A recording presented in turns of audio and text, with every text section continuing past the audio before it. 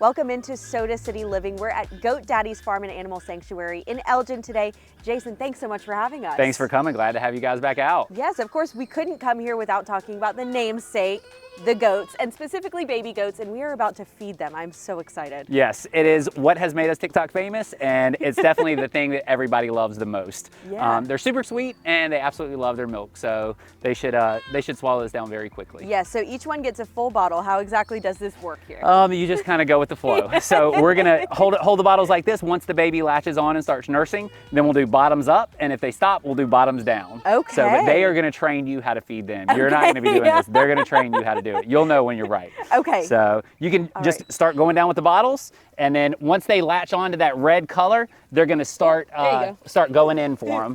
There we go. There you go. And I got my two over here. And these babies are about 4 weeks old currently. They grow so fast, and we'll bottle feed. These guys are Nubian goats, so we'll bottle feed them until they're about 12 weeks old. Wow. So about a third of the way done right now. Yes, right? almost. Okay. And then their milk is that we're milking all of their moms currently. So right now they're getting a mixture of cow's milk and goat's milk. And then part of their milk, after they're done, they're weaned, their moms will keep milking until they're about a year old. So we'll sell that milk in the form of raw goat's milk and also goat cheese in our farm store. Wow, okay. So about how many babies do you have at a time? We try to have around 10. That's a whole lot easier when it's just one person. But we currently have 22. One of them was actually born a little bit premature. So he's living inside of the house. Okay. Spider, he's also famous on the internet right now. He's got his own little fan club. But he is inside just for some extra TLC, but he's doing great. He really could come outside. But we've got 21 that are in this pen.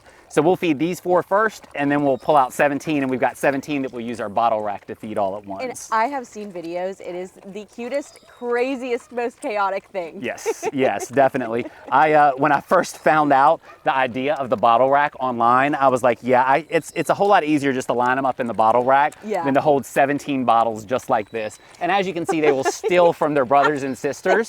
They're not shy. Yeah, there's no manners at the dinner table at all. I think you're done.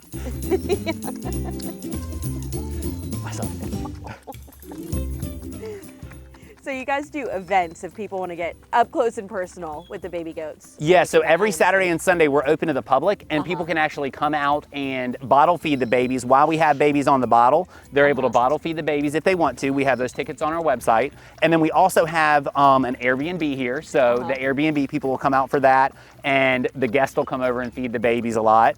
And then we also have a lot of people that'll come out just to watch on our Saturdays when we're open. We'll have anywhere from 20 to 200 people come out on the weekend just to kind of hang out with the baby goats and take a nap with them, or do whatever they want. I'll walk out here sometimes and see people passed out in the pen with them, just with baby goats all over them, and they absolutely love it. So when the babies grow up, what happens? So as soon as all the girls will be staying here. All these girls will stay here and get milked. The boys will be castrated whenever they're about 6 weeks old. Our vet comes out, and that's a fancy word for neutered. If you have a dog or a cat, neutered. And then they will go to other farm families. So I'm not a vegetarian. I was for about 10 years, but these babies, when you spend so much time with them, you never want to see them get eaten. Right. So these guys all go to pet homes when they're grown, or they will stay here on the farm forever. All the females will definitely be staying this year because we've got a bunch of Nubians, which are absolutely amazing dairy goats. Love them to death.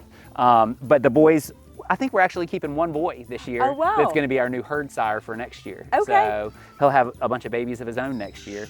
But the rest of them will get the snip and get to go to pet homes for the rest of their life. So you might notice there are some spots on top of their heads. What are those? So their horns are removed whenever they're about 3 days old. And that's just because they're going to live in captivity their entire life. So you don't want them getting stuck in fences, or if there's two that maybe bully each other, you don't want them to be able to jab the other one. Just because these goats, we're never going to release them into the wild. They're never going to have to protect themselves against predators. So we don't want them to be able to hurt each other or get tangled up. So they are just budded when they're about 3 days old, and it just makes for a happier herd all around. Yes, and you might tell these are very, very friendly animals. Yes. Is that typical for goats? What are their personalities like? So bottle raising them definitely helps a lot with that. They see us as a source of their food. Yes. So like even with our adult goats, and we've got a retirement pen with 49 goats in it. Wow. We've got our milkers and some of the retirement goats in there. But when you walk in there and you've got to take your vet in there to do vet work, or you've got to give them shots or anything like that, you want that goat just to run up to you. You don't want to have to chase a goat down and, you know, scare it and all that. So I can literally, I can just reach over and give a goat a shot in 2 seconds, and sometimes they don't even know. So I absolutely love it when you don't have to stress the animal out for stuff, and it just makes it a whole lot easier for us. And the moms don't want, like one mom had 5 babies, so she only would have been able to feed 2 or 3 of those babies. As it is, all 5 are alive and well, and probably a few of them are the ones that we just fed. Wow, so, amazing. Yes. So do they all have names? No, they do not. That would once be they so get much. names, they don't leave. So everything that's been named, we make the mistake of naming some stuff, and then I'm like, okay, now we have an extra boy goat that we don't need, but he's just going to live here forever.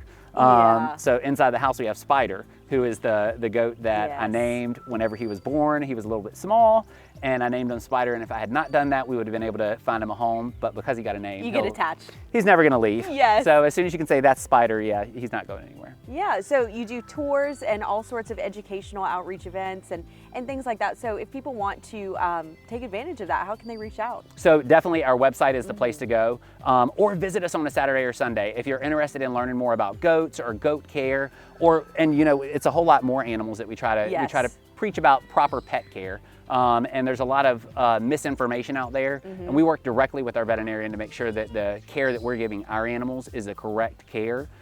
So we like to talk to the public and offer them options for, you know, we live in the country. South Carolina's a pretty rural area. It's a lot of people with animals in this area. So we want to be a resource for those people to be able to go to if they have questions about care. So we might not be able to answer it, but we can at least point them in the right direction. Definitely. And if someone is looking to donate and help all of the little baby goats, how can they do that? Yes, so we have animals. The baby goats are part of our farm, but some of the rescue animals that we take in, like our camel that came to us with a broken leg, Norris, the cow that came to us he was on death's doorstep when our vet brought him to us.